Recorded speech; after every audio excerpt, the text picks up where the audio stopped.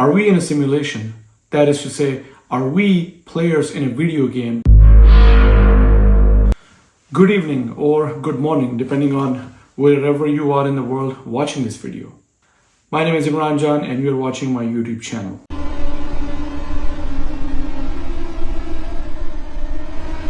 Wait a minute, I'm not talking about Shakespeare's stage where we all have entry and exits. I am rather talking about what many scientists and astrophysicists argue and cannot deny the possibility of. I'm talking about an idea that was introduced to us by a Swedish-born philosopher named Nick Bostrom. He said that the human race and all the animals and all the plants and everything that's around us is actually part of a simulation. It's like a video game where we are all just in it. You know, one wants to just deny and decline and reject this idea at the outset. But you might be fascinated if you just open your eyes and look around and realize that it may not be bonkers after all.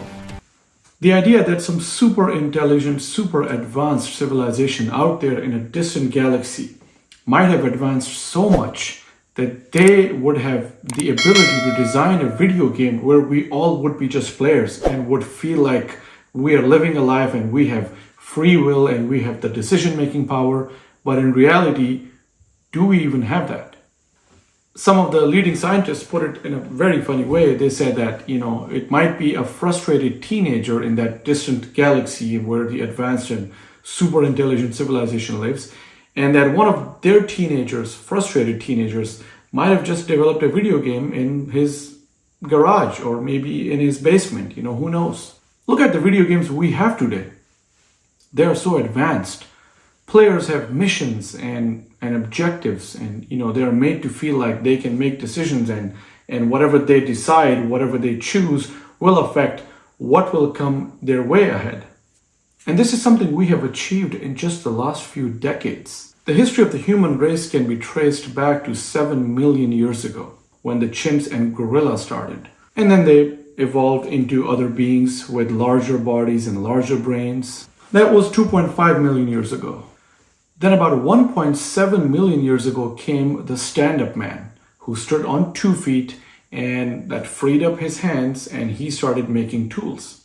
70,000 years ago came the cognitive revolution, when mankind gained the ability to imagine things, imagine the unseen things. That's when we also developed the ability to lie. That's also when many people believe religion started. Fast forward, 12,000 years ago came the agricultural revolution, when we started growing food. The hunter-gatherer became the farmer. Instead of going out in the wild and looking for game so that everyone can eat, man started tending to their plants. That's also when civilization started getting established, because people had to stay in the same place in order to grow the food. And that food was eaten by so many people, growing and multiplying further and further. That, by the way, was the end of the last ice age. That hunter-gatherer that became the farmer today is, crypto billionaire. Who would have imagined that?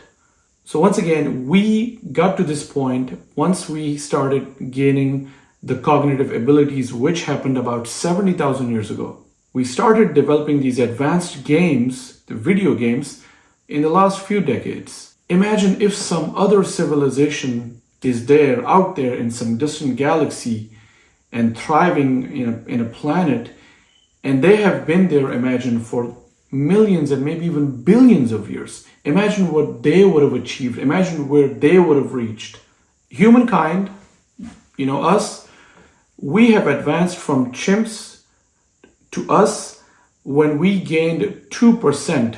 Our DNA advanced only 2%, turning us from chimps into human beings. We have reached the moon, the Mars, we have made so many things. We have made YouTube where you're watching this video. Imagine if some civilization out there in the wild, out there in the deep space, has seen their DNA advance to more than 2%, 4, 5, 10, 20, 50, 60%. Imagine where they would have reached. Wouldn't they be able to make some really amazing video games where the players inside the video game would feel like they are real, They have free will, they have decision making, they have religions, they have everything around them that is real and tangible, as real as it can get. I don't know what's true, but some scientists say that they cannot deny this as one of the possibilities of what our reality is. That we just might be in a simulation. Let's just ask a question here about Pakistan, for example. Are the people of Pakistan in a simulation right now? Let's find out, shall we? What does the simulation theory say, by the way? That we are just playing in a video game in a situation where rules are set by other people who are more advanced and more intelligent and more powerful than us? That we can't choose our own identity, that we have to play by the rules set for us by them?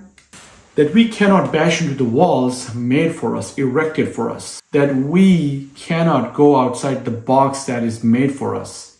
Where we live and think that this is what life is. This is how life should be. This is what we have known. This is what it's all about. I guess that's why scientists always use the phrase life as we know it every time they talk about something.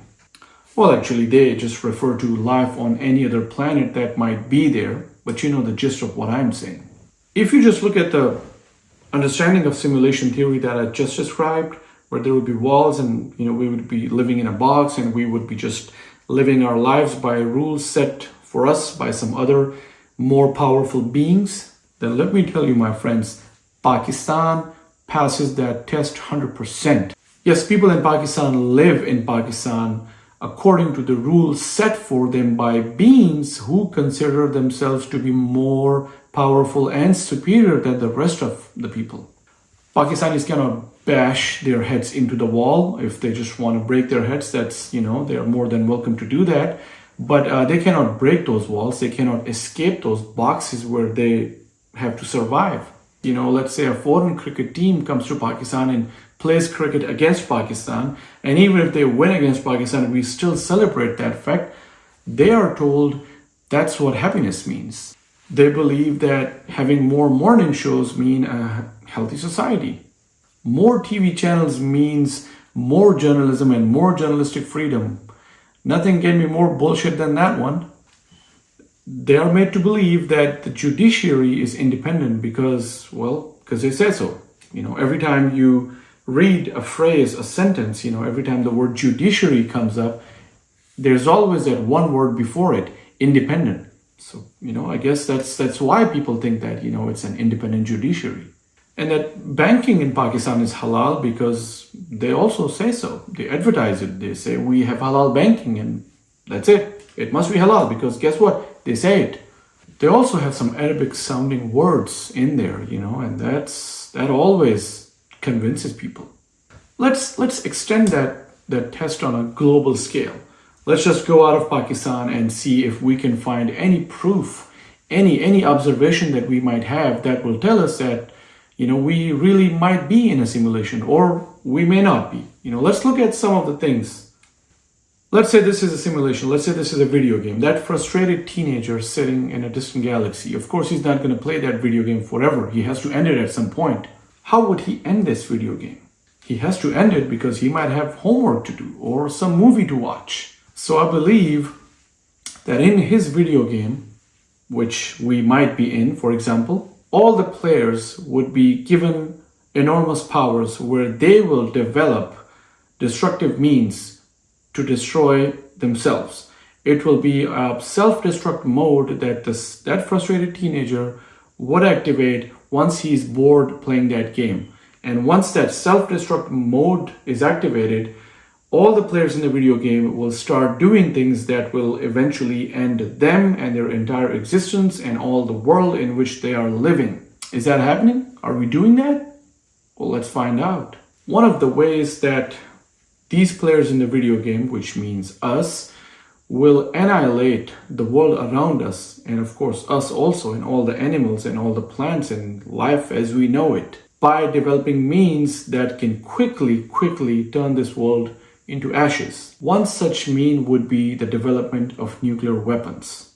We have seen leaders of nuclear power nations threaten other nations who also have nuclear powers with the worst consequences. Obama always said all options are on the table when he was dealing with Iran.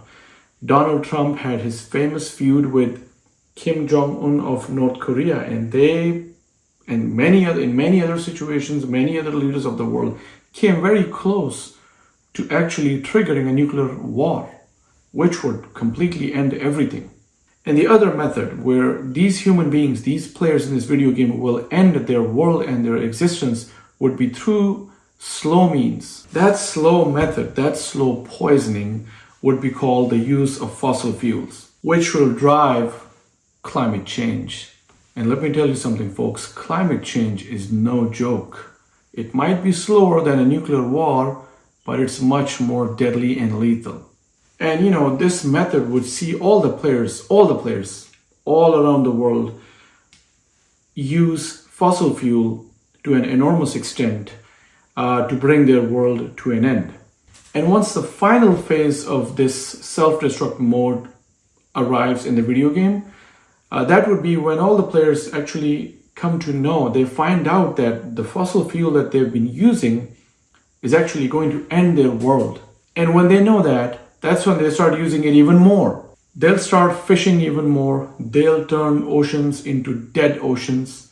They'll cut trees. They will not plant more trees. They'll continue to use fossil fuel.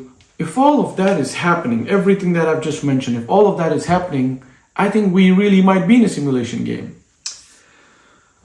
Let me know your opinion. That's all I can say. I've written an article about this as well, which I will share in the description. You might be able to see a link or a picture of it somewhere in this video right now.